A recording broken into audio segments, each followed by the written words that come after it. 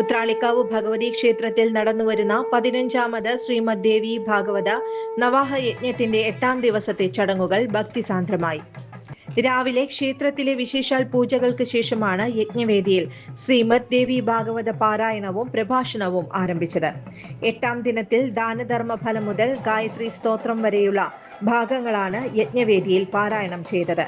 തുടർന്ന് കുത്തുവിളക്ക്, മുത്തുകുട, അഷ്ടമാംഗല്യം, താലം, വാദ്യമേളം എന്നിവയുടെ അകമ്പടിയോടുകൂടി മഹാലക്ഷ്മിയെ എഴുന്നള്ളിച്ച് യജ്ഞശാലയിലെത്തി ലക്ഷ്മി കല്യാണം വിവാഹം നടത്തി. സ്വയംവര അർച്ചന, പുതിയ പുടവ പൂജ, തിരുവാതിരക്കളി, വിവാഹ സദ്യ, പാരായണം, പ്രഭാഷണം, കുമാരി പൂജ, സർവദേവി പൂജ എന്നീ ചടങ്ങുകൾ നടന്നു.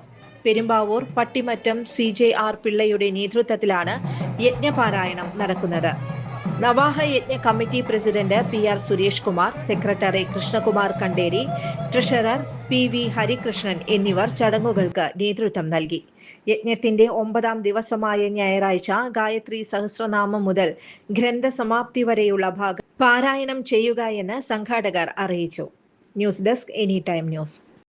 ജോൺസൺ ഒപ്റ്റിക്കൽസിൽ തിങ്കൾ, ബുധൻ, വെള്ളി ദിവസങ്ങളിൽ രാവിലെ 10 മുതൽ ഉച്ചയ്ക്ക് 1 മണിവരെ കണ്ണു ഡോക്ടറുടെ സേവനം ലഭ്യമാണ്. എല്ലാ ബ്രാൻഡഡ് ഫ്രെയിമുകളും ഇവിടെ ലഭ്യമാണ്.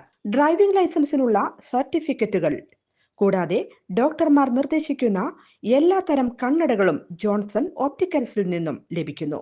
ജോൺസൺ കണ്ണട വ്യാപാരം, ഡിവൈൻ ആശുപത്രിക്ക് എതിർവശം, വടക്കാഞ്ചേരി. കൂടുതൽ വാർത്തകൾക്ക് ഞങ്ങളുടെ ചാനൽ സബ്സ്ക്രൈബ് ചെയ്യുക. ഫേസ്ബുക്ക് ഫോളോ അപ്പ് ചെയ്യുക. വാർത്തകൾ വേഗത്തിലറിയാൻ എനി ടൈം ന്യൂസ്.